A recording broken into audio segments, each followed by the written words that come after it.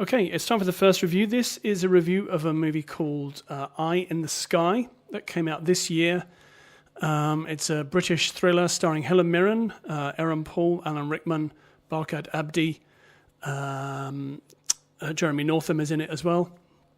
Directed by Gavin Hood, who previously directed a movie called Ender's Game, and a couple of movies before that he made X-Men Origins Wolverine, which has been widely destroyed by critics, but I have to say I quite enjoyed it, even though it was kind of rubbish. But anyway, Gavin Hood's a very talented filmmaker, and he has made this movie called Eye in the Sky, which is about... it's based on a screenplay by Guy Hibbert, and it's about military personnel facing legal, ethical and political dilemmas during drone warfare. And it came out, as I said, it came out this year. And it's set in, the footage that is of the drones is set in Kenya, but everybody else is based, apart from one character played by Barkhad Abdi, who was in Captain Phillips a few years ago. So Helen Mirren and her group are in an office in Northwood in the United Kingdom, and then there's a group of people at Whitehall. There's a group of people in the United States in the middle of the desert, and they're the people who are actually flying the drones. And then there's a person in Hawaii who does facial recognition, and all of these people work together to identify terrorist targets and then to make decisions about what to do about them. And this film deals with a single case where there are some terrorists in a building who have been tracked for months by Helen Mirren's group, and she finally has a chance to do something about them.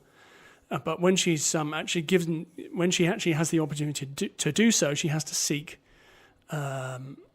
authority to do it, and that's where the problems begin. Essentially, that.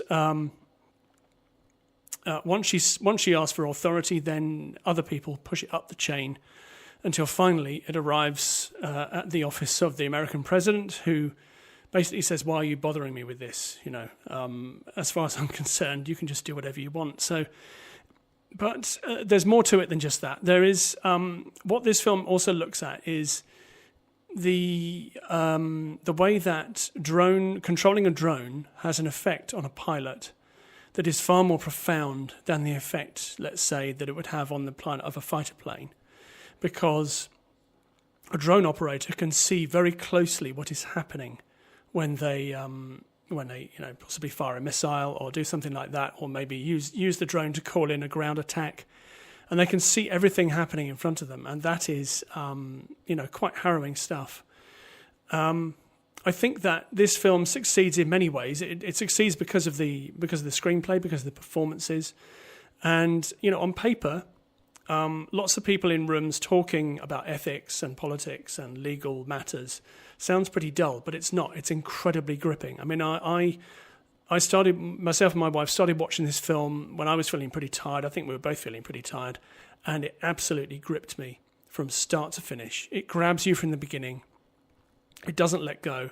It has an unflinching eye. It's not afraid to show you things that are pretty unpleasant about the cost of warfare. It also has a really terrific performance by Alan Rickman in his last, two films that have been released posthumously after he died, and that is this one and Alice Through the Looking Glass. And I think that this is a real testament to his skill as a screen actor. He gives a fantastic performance in this. So Eye in the Sky is out now on DVD and Blu-ray.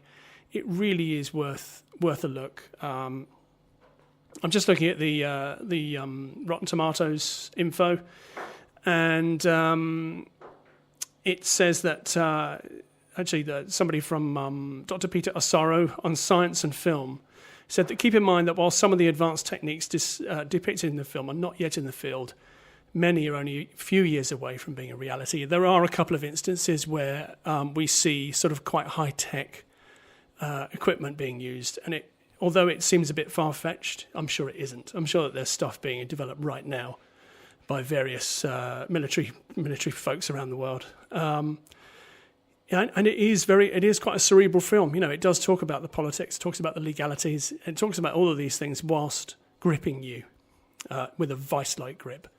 It really is worth a look. That's Eye in the Sky. It's rated 15. Definitely worth a look.